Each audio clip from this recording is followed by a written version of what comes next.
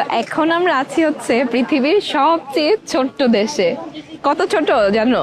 ঢাকা শহরেরও 600 গুণ ছোট এই দেশটা।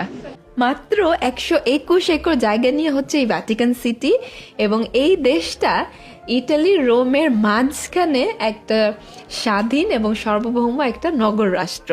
এখানে জনসংখ্যা হচ্ছে মাত্র 806, বাট প্রতিদিন প্রায় 25,000, কম বেশি হয়, বাট গড়ে প্রায় 25,000 মানুষ এখানে ভিজিট করতে আসে। 5 মিনিট হলো লাইনে দাঁড়াইছি এবং অলরেডি আমাদের পিছনে অনেক বড় লাইন হয়ে গেছে। আমরা ভাবলাম যে আমরা আগে আগে আসলে হয়তো তো একটা লাইন হবে না, বাট সবাই আমাদের মতো চিন্তা করছে অলরেডি অনেক লাইন হয়ে গেছে। এখন আমরা আছি হচ্ছে সেন্ট পিটার্স বাসিলিকা চার্চে, এবং এটা হচ্ছে longest church in the world. যখন এটা বানানো হয়েছে এরকম লংগেস্ট, এবং তখন রুল ছিল এটা থেকে লম্বা আর কোনো চার্চ করা যাবে না।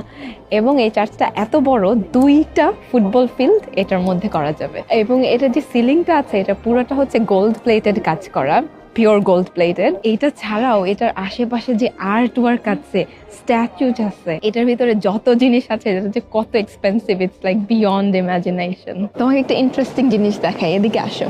এইখানে যে একটা স্ট্যাচু আছে, দেখো ওর পা হচ্ছে একটা গ্লোবের উপরে, এবং ম্যাপের মধ্যে দেখলে ও হচ্ছে ইংল্যান্ডের উপরে পা দিয়ে রাখছে।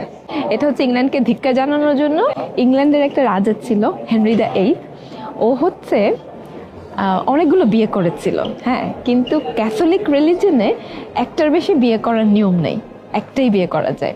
সো যেহেতু বেশি বিয়ে করতে চেয়েছিল এই জন্য ও পুরো ধর্মটাই চেঞ্জ করে ও একটা নতুন চার্চ তৈরি করেছে ইংল্যান্ডে, যাতেও ও টোটাল হচ্ছে 6টা বিয়ে করেছিল। ও প্রথম বিয়ে করার পরে ওর কোনো ছেলে বাচ্চা হচ্ছিল না। সো ছেলে বাচ্চা না হলে তো রাজত্ব পাস অন করা যাবে না, এই জন্য ওর খুব ইচ্ছা ছিল ছেলে হওয়ার এবং একটা সেকেন্ড বিয়ে করার। সো তখন রাজা এখানে যে পোপ আছে, পোপকে একটা চিঠি লিখে অনুমতি চেয়ে সেকেন্ড বিয়ে করার, বাট পোপ ওকে ওই অনুমতিটা দেয় নাই, বলছে যে না, প্রথম স্ত্রী বেঁচে থাকতে সেকেন্ড বিয়ে করতে পারবে না। তখন রাজা খুব রেগে যেয়ে সে নতুন একটা চার্চ শুরু করে, চার্চ অফ ইংল্যান্ড, হ্যাঁ, এবং ও রাজা হচ্ছে ওইটার হেড হয়। এখনো কিন্তু কুইন কিং হচ্ছে হেড অফ ইংল্যান্ড চার্চের। এটার জন্য এরা ইংল্যান্ডকে ধিক্কার জানাতে এই স্ট্রাকচারটা করে ও ইংল্যান্ডের উপরে পা দিয়ে ঢেকে রাখছে। আমরা একটা অডিও টোর করছি, আমাদের টোর গাইড আছে এবং ও অনেক সুন্দর সুন্দর ইনফরমেশন দিচ্ছে, আমি অনেক কিছু জানতে পারছি। ইটালির বিভিন্ন জায়গা থেকে, কলোসিয়াম থেকে এবং ওয়ার্ল্ডের বিভিন্ন জায়গা থেকে ম্যাটেরিয়াল তুলে এনে তারপরে বানানো হয়েছে, কারণ ওই টাইমে সেন্ট পিটার্স চার্চের জন্য যদি আনতো সেটা ফ্রি ছিল। ইটালি থেকে ভ্যাটিকানের সীমানায় আসতে কোনো পাসপোর্ট লাগে না, এবং বাসিলিকা, সেন্ট পিটার্স স্কোয়ার, এই এরিয়াগুলো সবার জন্যই ওপেন। আমাদের